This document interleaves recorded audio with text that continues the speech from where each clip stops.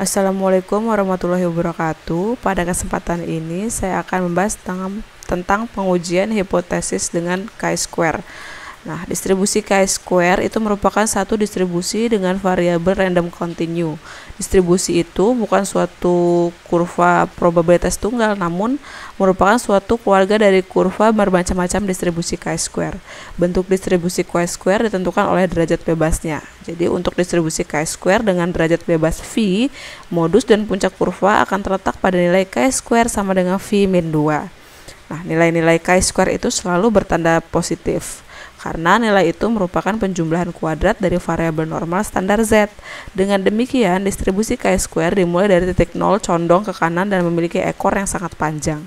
Apabila derajat bebasnya sangat besar, maka distribusi chi-square akan mendekati distribusi normal. Nah, di sini distribusi chi-square dalam pengujian hipotesis biasanya digunakan untuk mengetahui perbedaan antara frekuensi pengamatan dan frekuensi yang diharapkan atau frekuensi teoritis. Pemakaiannya antara lain pengujian hipotesis beda 3 proporsi atau lebih, pengujian hipotesis tentang independensi, pengujian hipotesis tentang kebaikan sesuai, pengujian hipotesis tentang sifat homogenitas, dan pengujian hipotesis satu varian. Nah, pada kesempatan ini saya akan membahas pengujian hipotesis menggunakan independensi atau test of independency.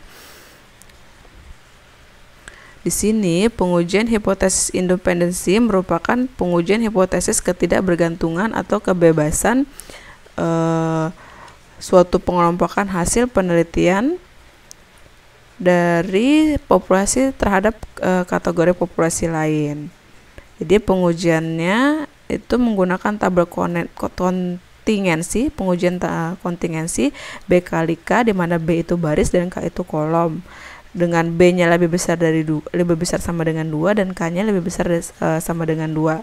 Nah, adapun langkah-langkah pengujiannya itu adalah sebagai berikut. Yang pertama adalah menentukan formulasi hipotesisnya ya. Sini. Step pertama adalah menentukan formulasi hipotesis, di mana H0 adalah kategori yang satu bebas dari kategori yang lainnya, atau alternatifnya adalah kategori yang satu tidak bebas dari kategori yang lainnya. Yang kedua, yaitu menentukan taraf nyata dengan nilai chi-square tabel.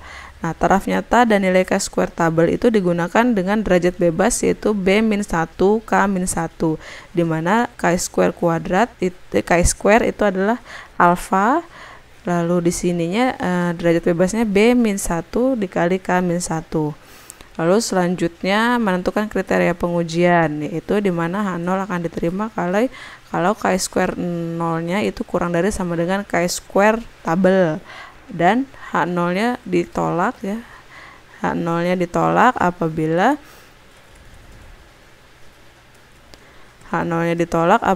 chi-square 0-nya itu lebih besar dari chi-square tabel. Nah, yang selanjutnya adalah menentukan nilai uji statistik. Untuk menentukan nilai uji statistik atau mencari nilai chi-square 0-nya itu menggunakan rumus sigma dari I dari 1 sampai B, sigma J dari 1 sampai K itu NIJ dikurang EIJ dibagi dengan EIJ. Nah, untuk mencari EIJ itu adalah NI titik dikali N titik J dibagi dengan N. Dan selanjutnya setelah mencari nilai uji statistik, maka kita akan mencari kesimpulannya, yaitu menolak H0 atau menerima H0. Untuk lebih jelasnya kita ke contoh soal di sini. Dari sampel random 200 laki-laki yang telah berumah tangga, semuanya telah pensiun. Diklasifikasikan menurut pendidikan dan banyaknya anak. Berikut ini datanya. Jadi sekolah dasar itu banyaknya 0 sampai 1 itu ada 14 orang, 2 sampai 3 anak ada 37, lebih dari 3 ada 32. Sehingga totalnya 83.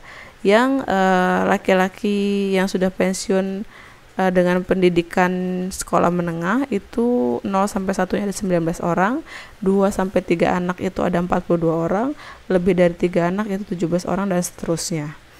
Nah, ujilah hipotesis pada taraf nyata 5% bahwa banyaknya anak tidak bergantung atau bebas pada tingkat pendidikan kepala keluarga.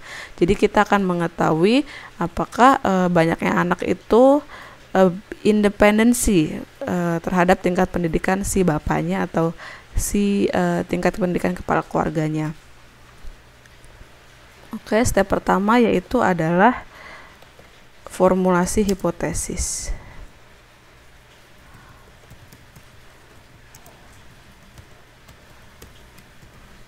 Formulasi hipotesisnya yaitu H0-nya tadi banyaknya anak, bebas dari tingkat pendidikan, kepala keluarga, atau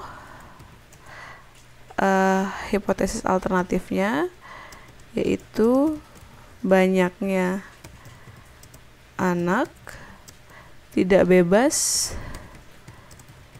dari tingkat pendidikan kepala keluarganya. Oke, yang kedua yaitu adalah taraf nyata. Taraf nyata di sini ada yang dipakai sebesar 5% atau kalau di dalam bentuk desimal yaitu 0,05. Sedangkan untuk derajat bebasnya ada dua ya, derajat bebasnya yaitu di sini B-1, K-1. Di sini barisnya yaitu sebanyak, barisnya ada 3 ya, 1, 2, 3, 1, 2, 3, itu barisnya 3, lalu kolomnya ada 1, 2, 3. Nah, kolomnya juga ada 3. Sehingga derajat bebasnya itu sama dengan B-1 dikalikan dengan K-1, yaitu derajat bebasnya adalah 4. Nah, kita akan mencari nilai dari chi-square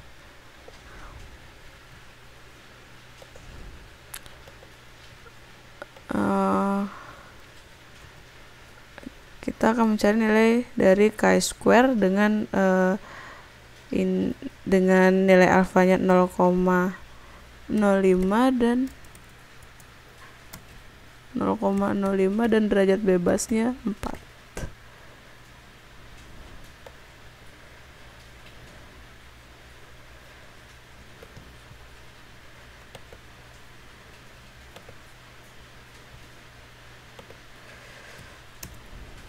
Nah, kita akan mencari nilainya dari chi-square 0,05 dengan derajat bebas 4. Nah, kita bisa menggunakan tabel distribusi.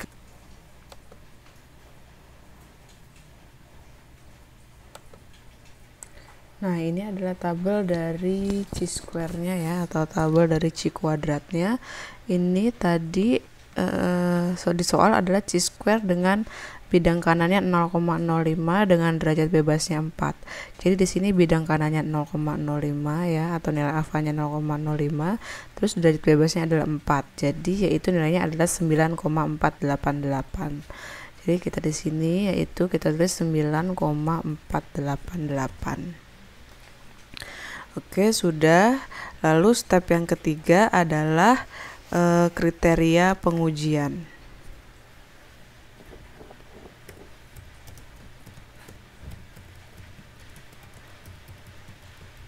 Kriteria pengujian di sini yang ini ya.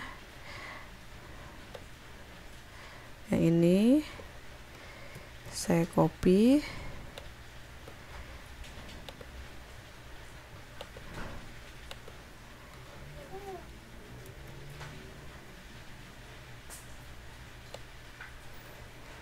Nah, ini adalah kriteria pengujiannya.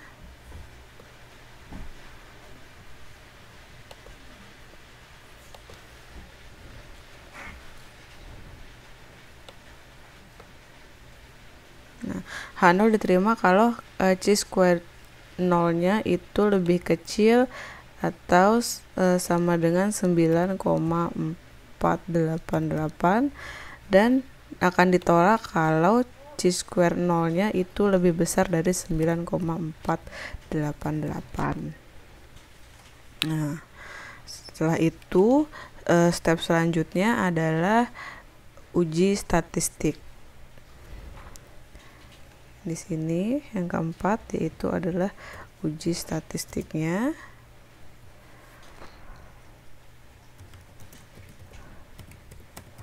Nah, untuk uji statistik ini bisa dilihat di sini ya.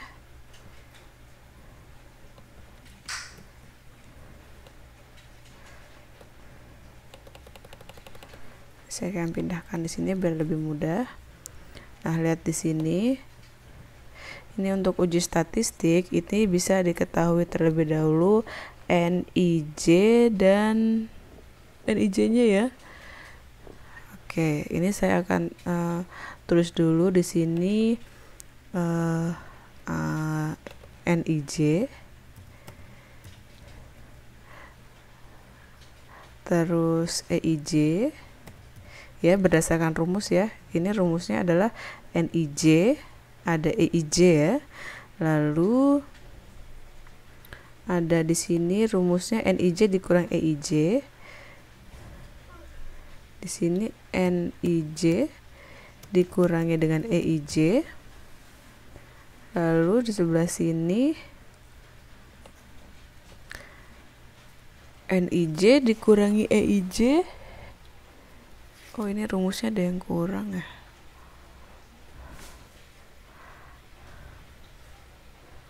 NIJ dikurang EIJ dibagi dengan EIJ ya. Nah, yang ini.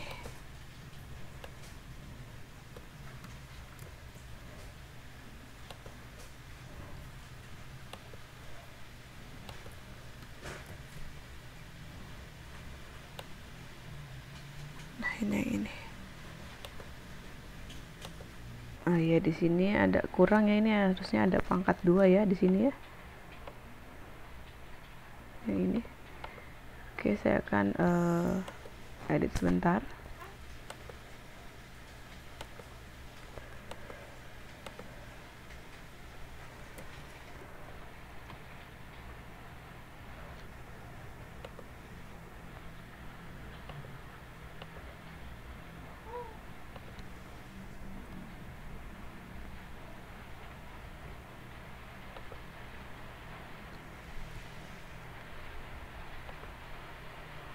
Ya, jadi ini ada kesalahan sedikit ya, ada pangkatnya.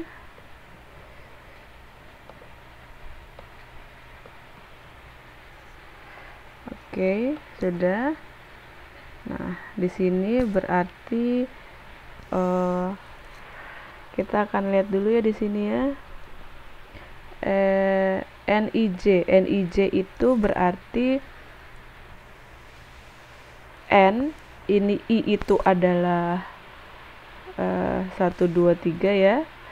J itu adalah 1, 2, 3. Berarti NIJ N11 berarti baris pertama, kolom pertama. I itu adalah baris, J itu adalah kolom ya. Di sini I sama dengan baris, J sama dengan kolom.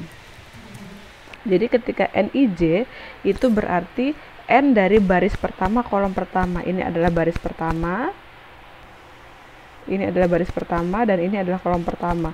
Sehingga itu didapatlah hasilnya adalah 14. Ya. Lalu selanjutnya baris pertama, kolom kedua. Jadi N11, N12 dan seterusnya ya. Ya, biar mudah, ini 11, 12, 13. Nah, jadi berarti N12, jadi baris pertama, kolom kedua, yaitu adalah 37. Dan selanjutnya baris pertama, kolom ketiga, yaitu 32. Nah, selanjutnya yang ini 21, 22, 23, yaitu baris kedua, kolom ke-1. Baris kedua, ini baris kedua, ini adalah kolom pertama, berarti titik temunya di angka 19. Lalu baris kedua, kolom kedua, itu yaitu 42. Selanjutnya baris kedua, kolom ketiga, yaitu 17. Oke, selanjutnya lagi 31, 32, 33, yaitu baris ketiga kolom pertama. Baris ketiga kolom pertama itu di angka 12, lalu baris ketiga kolom kedua itu ada angka 17, dan baris ketiga kolom ketiga itu ada angka 10. Oke, itu adalah NIJ-nya. Lalu rumus EIJ. Rumus EIJ itu adalah N 1 titik dikali N titik J dibagi dengan N. Berarti kalau kita mau N11, berarti N1 titik dikali N titik J dibagi dengan N. Di sini N-nya adalah 200 ya. Oke, di sini N-nya adalah 200. Nah, bisa dilihat di sini N-nya 200, sehingga kalau kita mau cari NI, berarti I-nya di sini adalah 1 ya. N1 itu ada di angka N1 titik. Artinya N di baris pertama, yaitu ada 14 ya. N1 berarti itu adalah baris, jumlah dari baris yang pertama, N1 titik. Nah, yang ini adalah 83, berarti N1 titiknya adalah 83. Lalu dikalikan dengan N titik J. N titik J berarti N dari kolom pertama. Tadi kan kita mau NI-nya 1, J-nya 1, berarti J-nya di sini adalah 45. Baru dibagi dengan si N. Nah, selanjutnya sama ya caranya. Yang ini N12 berarti N baris pertama, jumlah dari baris pertama itu ada 83, lalu dikalikan dengan 2 jumlah dari kolom kedua. Jumlah kolom kedua adalah 96, berarti 96 dibagi dengan 200. Selanjutnya sama caranya, N13 berarti jumlah baris pertama itu adalah 83 dikalikan dengan jumlah dari kolom ketiga. Jumlah dari kolom ketiga adalah 59. Baru dibagi dengan N-nya ini 200. Ya, dan seterusnya. Yang ini 21. Berarti N dari jumlah kolom kedua yaitu 78 dikali dengan kolom pertama. Kolom pertama itu adalah 45, baru kita bagi dengan 2.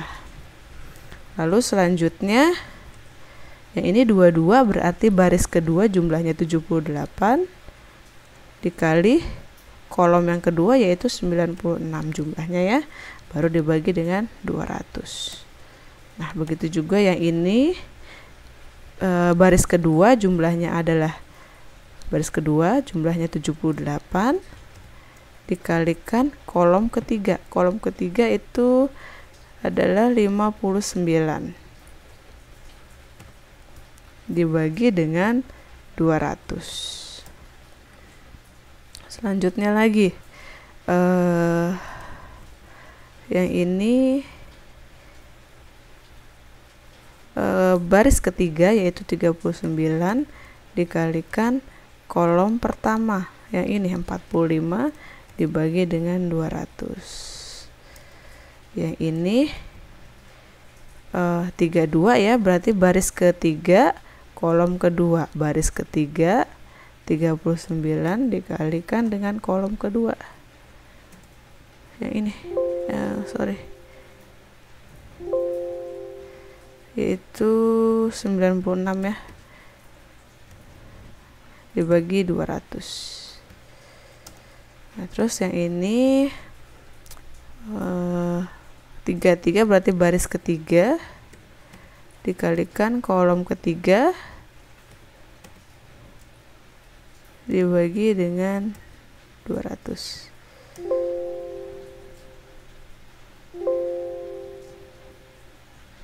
Dengan 200. Nah, ini ya hasilnya ya. Nah, sudah dapat seperti ini, baru tinggal NIJ dikurang EIJ sama dengan NIJ dikurang dengan EIJ. Oke, ya, biar lebih mudah, biar cepat, tinggal kita tarik saja. ya.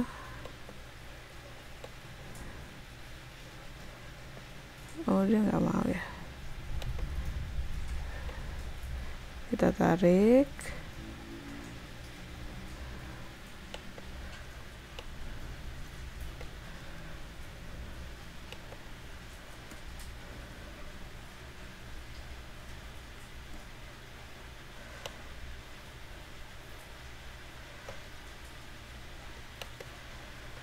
Oke, ini kita lanjutkan saja. Berarti NIJ dikurangi EIJ. Begitu juga yang ini ya. Oke, caranya sama ya.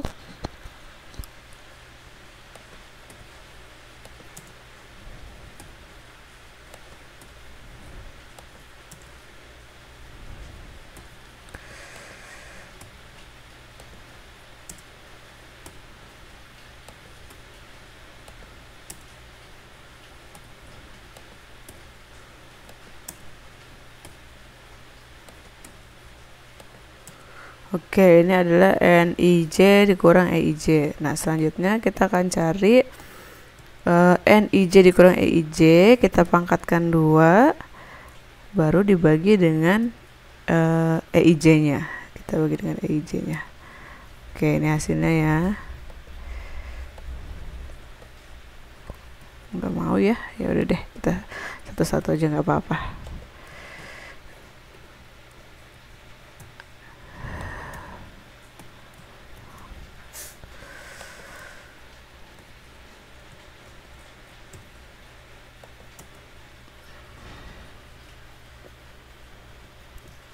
Oke, NIJ yang dipangkatkan 2 dibagi dengan EIJ-nya.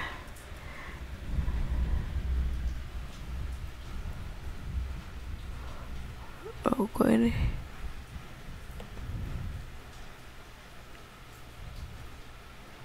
Ini bagi 200 ya. Ya, maaf salah ini. Oke.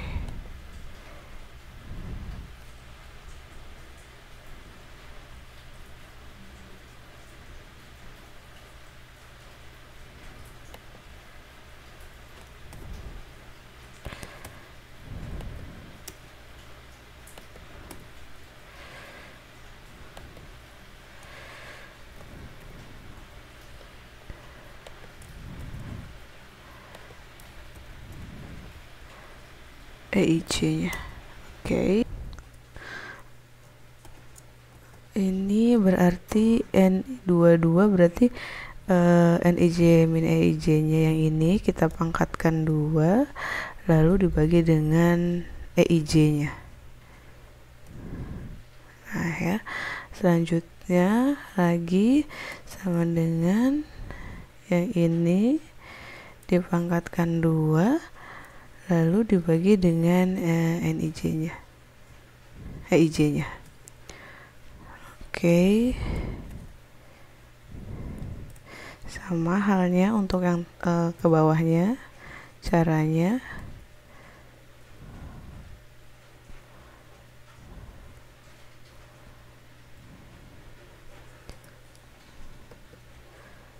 yang ini sama dengan NIJ dikurang EIJ. Iya. Oke, berarti ini sama dengan EIJ pangkat 2 dibagi dengan EIJ-nya.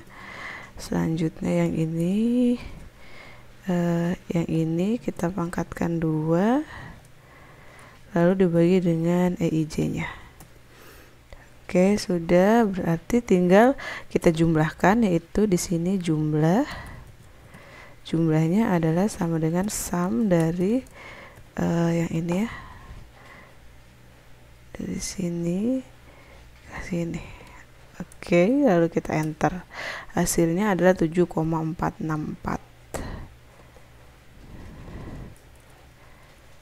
Nah, ini hasilnya, sehingga chi-square 0-nya adalah 7,464. Sehingga yang terakhir adalah kesimpulan. Kesimpulannya karena chi-square 0-nya ya chi-square nolnya itu sama dengan 7,464 ya. Sebentar, saya ini dulu insert.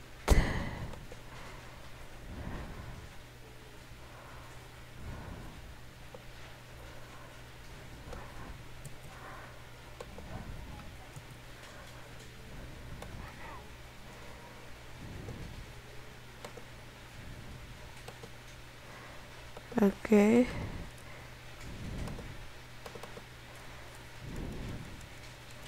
Karena chi-square nolnya sama dengan 7,464, yaitu dia lebih kecil ya, lebih kecil dari chi-square nah nanti ya itu sama dengan 9,488. Nah ini saya nah ini kalau ini sebenarnya kelihatan ya, ini saya copy dulu.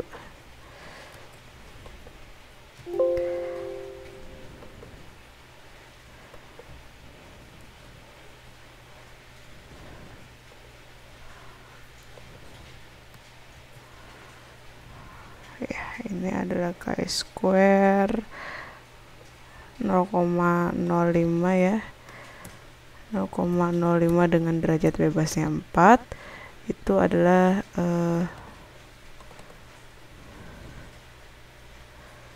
yang ini saya spasi dulu. Nah yang ini, maka H0 nya karena ini tadi lebih kecil ya, maka H0 nya diterima. Nah jadi karena H0 nya diterima, bisa dilihat di sini kalau H0 nya diterima berarti banyaknya anak bebas dari tingkat pendidikan kepala keluarga ya. Nah, bisa disimpulkan seperti itu. Jadi banyaknya anak